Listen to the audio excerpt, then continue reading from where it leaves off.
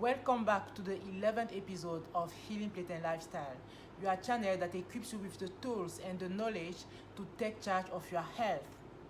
Today we are going to talk about hypertension. Hypertension is preventable. Hypertension is also reversible. And I'm going to tell you how and why. We are gradually moving to the state where Hippocrates, the father of the medicine, said, "Let food be thy medicine, and medicine be thy food." My name is Marlise Asonken Soptafo. You are a clinical nutritionist.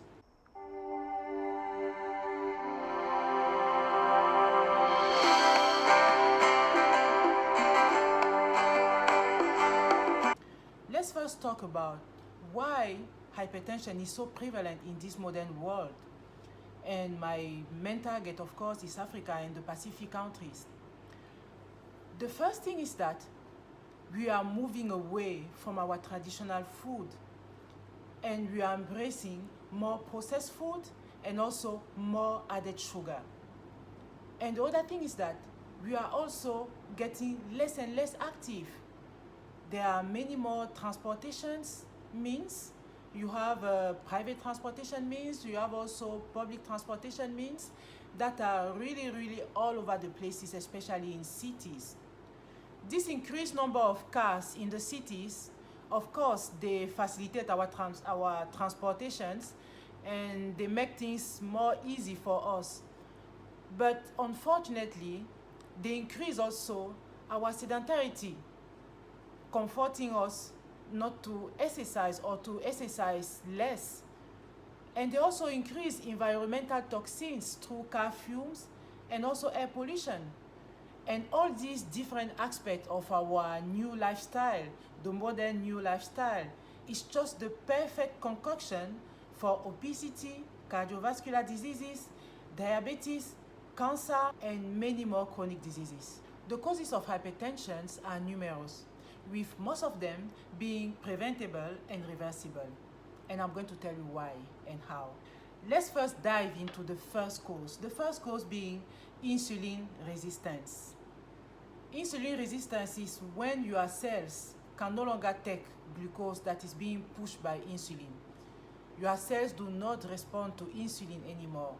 And how does insulin resistance occur in the first place? Insulin resistance occurs when you eat too frequently.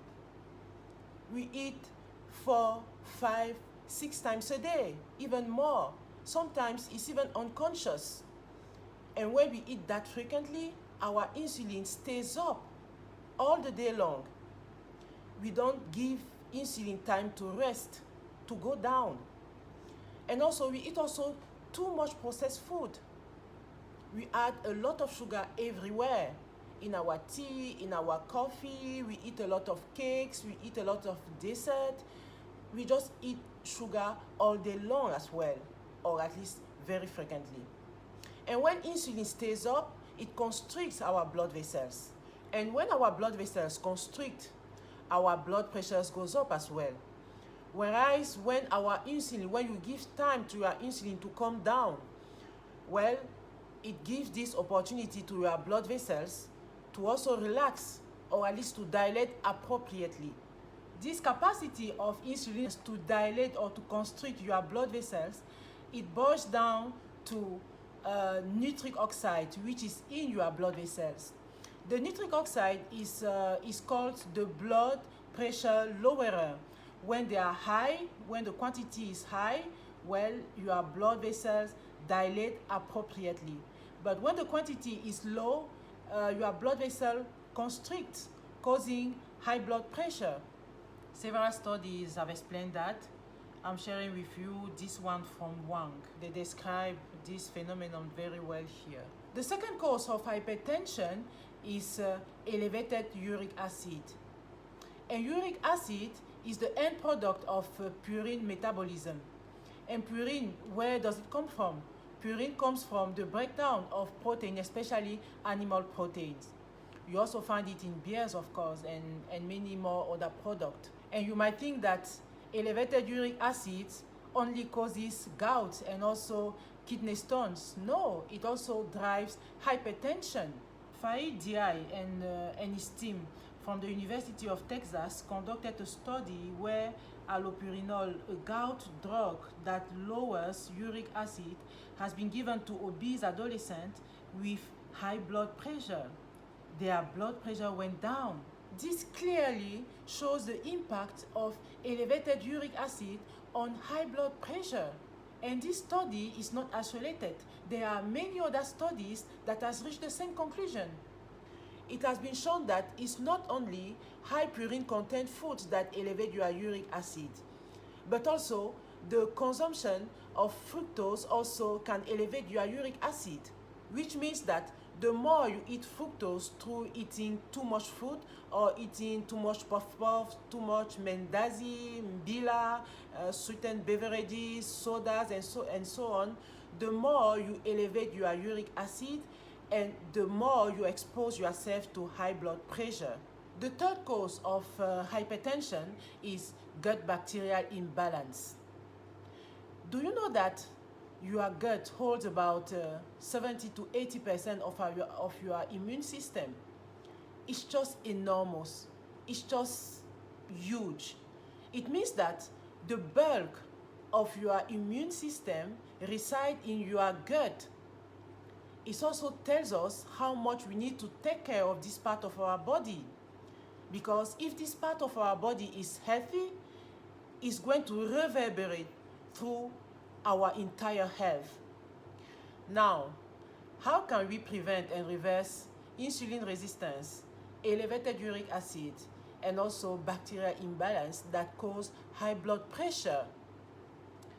Well, we are simply going to go back to what created this condition in the first place and alter those causes to reverse the situation. And those causes boils down to nutrition and lifestyle. Solution number one, fast.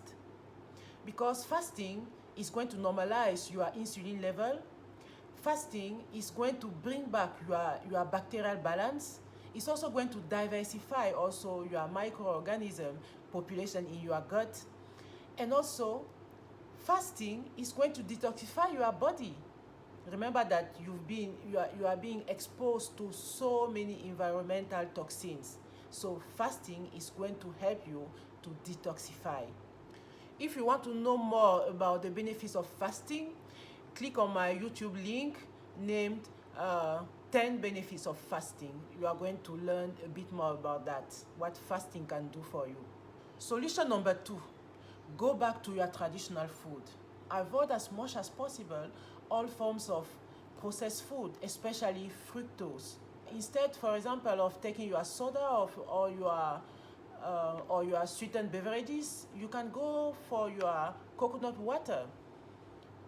And you can even add some flesh in it, because at least coconut water has some fibers inside that is going to slow down the absorption of the glucose which is in there.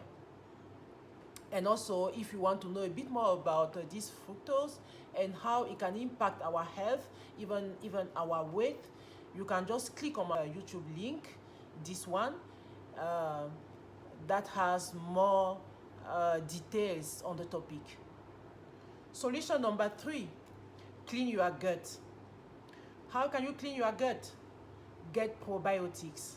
You have so many probiotics in our culture. In African culture, you have Ugba, you have Ogi, you have Fura, you have Achike, you have Gari, you have Fufu. So the list is even far from being exhaustive. So all those fermented food are going to diversify your microorganism population in your gut, and it's going to be also supportive to your good bacteria, the one that makes you healthy. Get prebiotics. Prebiotics are those high fiber rich foods such as grains. We have a lot of grains in Africa and also in the Pacific. You have millet, you have sorghum, you have maize. Get also tubers. You have cassava, you have taro, you have dalo. You have so many of those. So of course you also get quite some vegetables, which is also part of these prebiotics. Vegetables You have also a huge varieties in the Pacific and in Africa. So you can just get your pick and choose whatever you want, but just make sure that you choose as wide a variety as possible. Practice regular physical activity. Is very good for your gut. You might be very surprised to hear that, but that's the truth. Studies have shown it also. And when you practice regular physical activity, not only you diversify and you widen the range of your microorganism population in your gut, which is a good thing, but also you also strengthen the good bacteria, making them more strong to keep at bay any pathogen, which means anything that can be harmful for you. You keep them at bay to avoid sickness. Go easy on antibiotics, because antibiotics destroy your bacterial flora in your gut. And if you really have to take it, discuss with your physician first and make sure that it has been prescribed by a physician. Remember that you are the captain of your health. If you want to be healthy, you will have to act on it. You will have to bring the necessary changes to your diet and lifestyle to reach your goals. You will have to make your health the priority. Thank you for watching. I hope you liked the content. If you did, share with your friend, share around you, subscribe, like, and hope to see you next time with another topic. And if you have any suggestion on any topic that you would like me to talk about, feel free to put in the comments below. Ciao, bye bye, see you next time, bye.